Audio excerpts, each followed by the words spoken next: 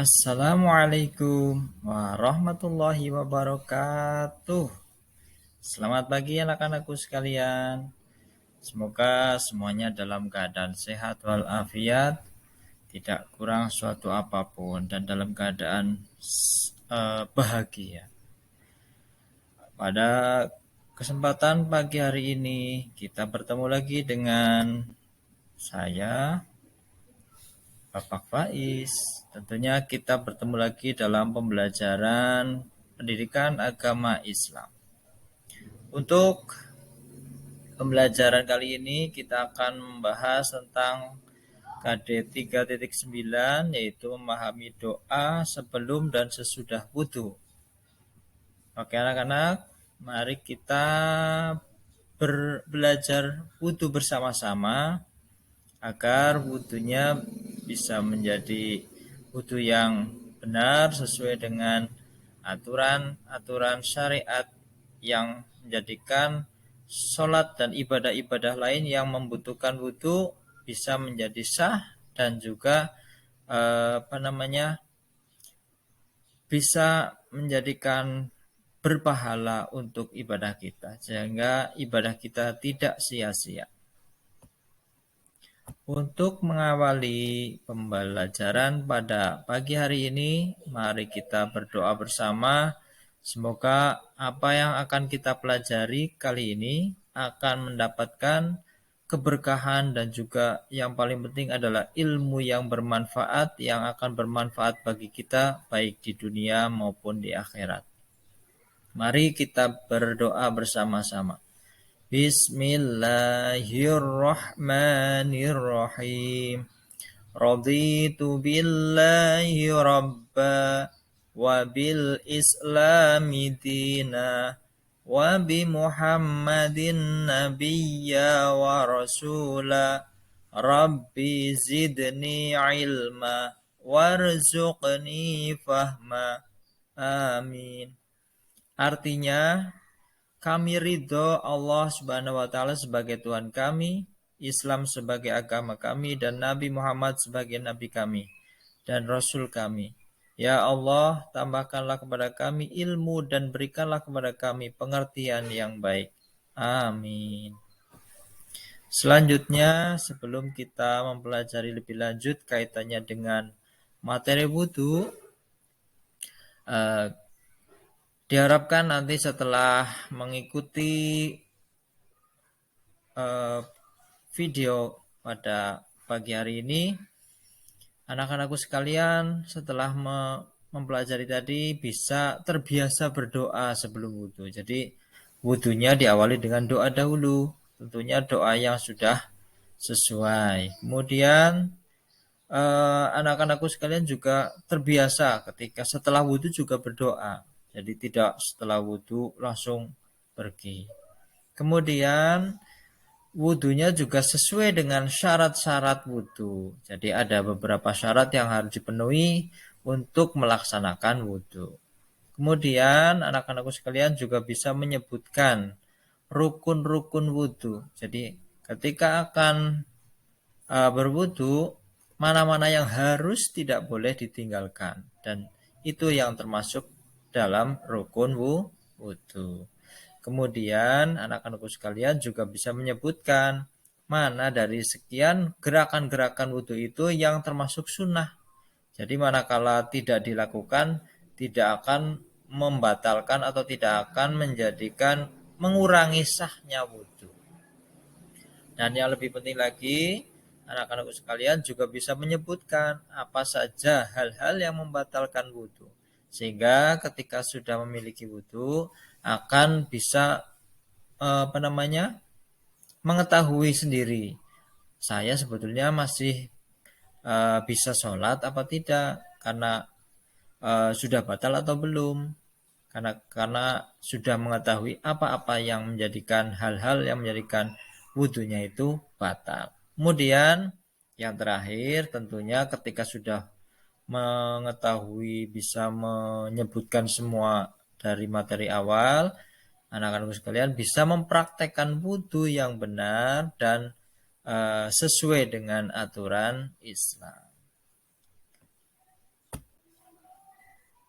Nah, pada awal pembelajaran ini tentunya yang akan kita bahas adalah wudhu. Nah, terlebih dahulu harus tahu apa sih wudhu itu.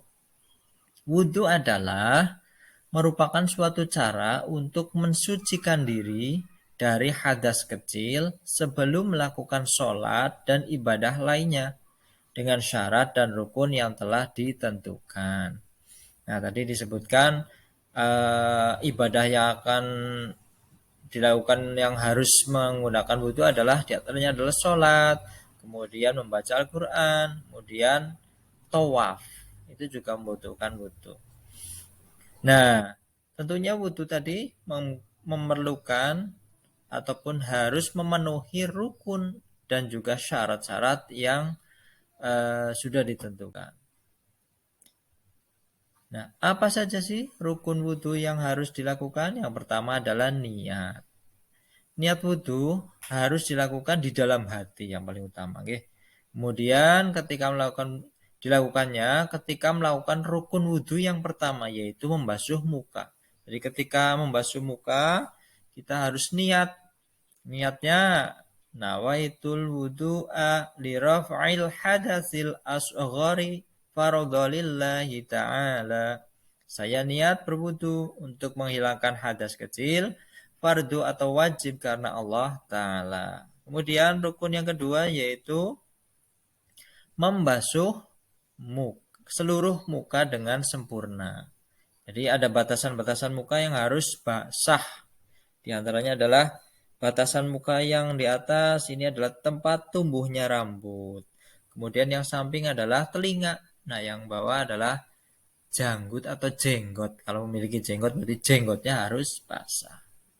Kemudian selanjutnya rukun wudhu yang ketiga yaitu membasuh kedua tangan sampai siku.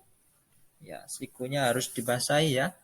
Jangan sampai enggak karena ketika sikutnya atau sikunya tidak basah, maka wudhunya tidak sah dan berakibat sholat dan ibadah yang lainnya tidak sah karena tidak memiliki wudhu berarti kalau wudhunya tidak sah. Kemudian rukun yang keempat yaitu mengusap sebagian kepala. Jadi sebagian kepala kita itu harus diusap atau rambut bagi umumnya diketahui dengan rambut bagian kepala. Nah, itu ada 3 perbedaan imam yang menyatakan untuk mengusap rambut itu harus basah. Yang pertama ada yang mengatakan cukup 3 helai rambut. Kemudian ada yang mengatakan sepertiga rambut atau sepertiga kepala maksudnya. Atau yang ketiga untuk lebih afdolnya itu seluruh rambut bagian kepala itu dibasahi. Selanjutnya membasuh kedua kaki sampai mata kaki. Jadi mata kaki itu yang bagaimana? Yaitu entok-entok nggih. Entok-entok atau mata kaki itu berarti bagian wudhu kaki itu adalah biasanya yang ditutup dengan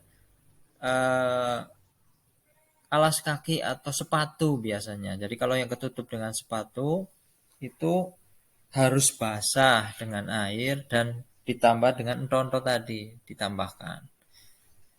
Dan jangan lupa disela-selani jarinya karena kadang-kadang kalau tidak disela-selani mungkin di sela-sela jari ada kotoran atau tidak basah kalau tidak disela-selani dengan tangan atau jari. Dan yang keenam atau yang terakhir yaitu harus tertib atau urut. Jadi tidak boleh kita wudhu ujuk-ujuk langsung kaki, kemudian kepala, kemudian muka dan yang lainnya. Tidak urut atau sekepenaknya sendiri, nggak boleh. Jadi ada aturannya yaitu harus sesuai dengan urutan rukun wudhu yang tadi sudah disebutkan dari 1 sampai 5 dan yang keenam ini adalah tertibnya. Demikian itu tadi adalah rukun-rukun wudhu. Kemudian gerakan-gerakan yang lain yang termasuk sunnah wudhu adalah yang pertama membaca basmalah. Dan yang kedua mencuci kedua telapak tangan. Yang ketiga berkumur-kumur 3 kali. Jadi berkumur-kumur itu termasuk sunnah. Jadi kalau lagi puasa kok ragu-ragu mbok nanti tertelan airnya, maka tidak melakukan kumur-kumur pun boleh. Jadi wudunya tetap sah. Kemudian yang keempat, membersihkan lubang hidung. Nah, termasuk membersihkan lubang hidung juga boleh tidak dilakukan kalau lagi puasa. Kemudian mengusap kedua telinga bersamaan. Kemudian yang keenam, mendahulukan anggota wudhu sebelah kanan. Jadi boleh sebelah kiri dulu, tapi kayaknya sunnah Nabi Muhammad itu adalah anggota bagian kanan. Dan yang ketujuh atau yang terakhir, membaca doa setelah wudhu. Nah, yang sunah-sunah ini boleh tidak dilakukan, tapi eman-eman nggih, kalau lebih baiknya itu dilakukan. Karena yang sunnah itu ketika ditinggal tidak dosa, tetapi ketika dilakukan mendapat pahala. Selanjutnya, apa sih doa setelah wudhunya? Nah, mari dibaca bersama-sama. Doa setelah wudhu. Bismillahirrahmanirrahim. Asyhadu an la ilaha illallah wahdahu la syarikalah wa asyhadu anna Muhammadan abduhu wa rasuluh. Allahumma ij'alni minat tawwabin waj'alni minat mutatahhirin. Nah, selanjutnya hal-hal yang membatalkan wudhu. Yang pertama adalah keluarnya sesuatu dari dua jalan, yakni kubul dan dubur. Misalnya keluar angin yaitu kentut, buang air kecil yaitu pipis, atau buang air besar atau BAB dan sebagainya. Dan yang kedua, hilangnya akal karena pingsan, mabuk, gila atau penyakit ayan. Dan yang ketiga, tidur nyenyak. Yang keempat, menyentuh alat kelamin, kubul, dan dubur secara langsung tanpa penghalang kain atau benda apapun. Kemudian itu apa yang sudah disampaikan mengenai bab wudhu. Semoga anak-anakku sekalian sudah memahami semuanya ya. Nah, untuk mengetahui pemahaman dari adik-adik semuanya, jawablah pertanyaan-pertanyaan yang ada di evaluasi berikut ini. Yang pertama, sebutkan rukun-rukun wudhu. Yang kedua, apakah yang dimaksud berwudhu? Dan yang ketiga, sebutkan sunah-sunah wudhu. Yang keempat, sebutkan rukun yang ketiga dalam wudhu. Dan yang kelima, sebutkan hal-hal yang membatalkan wudhu. Untuk menutup pembelajaran hari ini, mari kita tutup dengan membaca surat Al-Asr bersama. Bismillahirrahmanirrahim.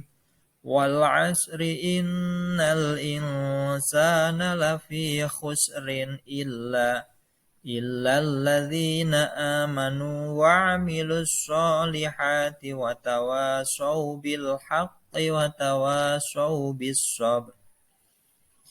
Terima kasih. Wassalamualaikum warahmatullahi wabarakatuh.